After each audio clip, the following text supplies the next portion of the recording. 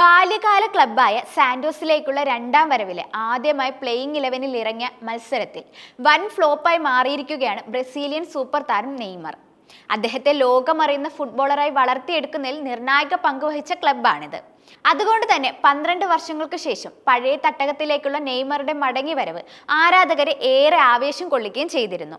പക്ഷെ സാന്റോസിന്റെ വെള്ളക്കുപ്പായത്തിലെ രണ്ടാം അരങ്ങേറ്റത്തിൽ അദ്ദേഹം നനഞ്ഞ പടക്കമായി മാറുകയായിരുന്നു. കളിയിൽ യാതൊരു ഇമ്പാക്റ്റും സൃഷ്ടിക്കാൻ 33-കാരനായ താരത്തിനായിട്ടില്ല. ശരാശരിയിലും താഴെയുള്ള പ്രകടനമാണ് നെയ്മർക്ക് കാഴ്ചവെക്കാനായത്. തിരിച്ചുവരവിന് ശേഷം സാന്റോസിനായി അദ്ദേഹം കളിച്ച രണ്ടാമത്തെ മത്സരമായിരുന്നു ഇത്. ഈ മാസം 5-ന് ബോട്ടോഫോഗയുമായി 1-1 സമനിലയിൽ പിരിഞ്ഞ കളിയിൽ രണ്ടാം പകുതിയിൽ പകരക്കാരനായാണ് അദ്ദേഹം കളിക്കാനിറങ്ങിയത്. അത് കഴിഞ്ഞ് 3 ദിവസങ്ങൾക്ക് ശേഷമാണ് നോവോ ഹൊറൈസോൺസുമായുള്ള കളിയിൽ നെയ്മറെ സ്റ്റാർട്ടിംഗ് ലൈനപ്പിൽ കോച്ച് ഉൾപ്പെടുത്തിയത്. പക്ഷെ കോച്ചിന്റെയോ ആരാധകരുടെയോ പ്രതീക്ഷയ്ക്ക് തുയരാൻ അദ്ദേഹത്തിന് കഴിഞ്ഞിട്ടില്ല.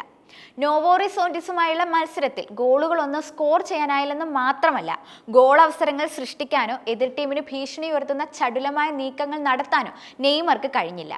കളിയിൽ 8 ട്രിബിളുകൾ നടത്തി അദ്ദേഹത്തിന് 1-ൽ മാത്രമാണ് വിജയിക്കാനായത്.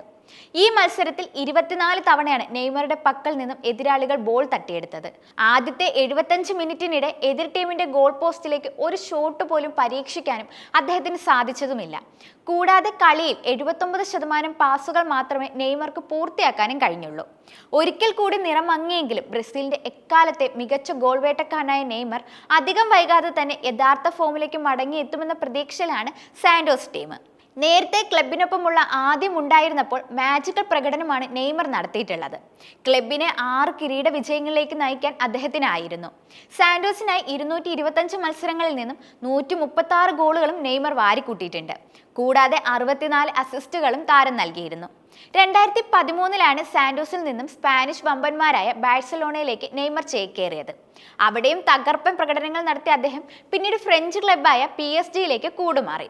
പക്ഷേ പരിക്കുകളും ഫിറ്റ്നസ് പ്രശ്നങ്ങളും കാരണം അവിടെ കാര്യമായി തിളങ്ങാൻ നെയ്മർക്കായില്ല. തുടർന്ന് 2023-ൽ അദ്ദേഹം സൗദി ക്ലബ്ബായ അൽ ഹിലാലയിലെത്തി. അവിടെയും പരിക്കുകൾ നെയ്മറെ വേട്ടയാടി. 1.5 വർഷത്തിനിടെ ക്ലബിനായി വെറും 7 മത്സരങ്ങളിൽ മാത്രമേ അദ്ദേഹത്തിന് കളിക്കാനായുള്ളൂ. അൽ ഹിലാൽ കരാർ റദ്ദാക്കിയതോടെയാണ് 6 മാസത്തെ കരാറിൽ നെയ്മർ സാന്റോസിൽ മടങ്ങിയെത്തിയിരിക്കുന്നത്.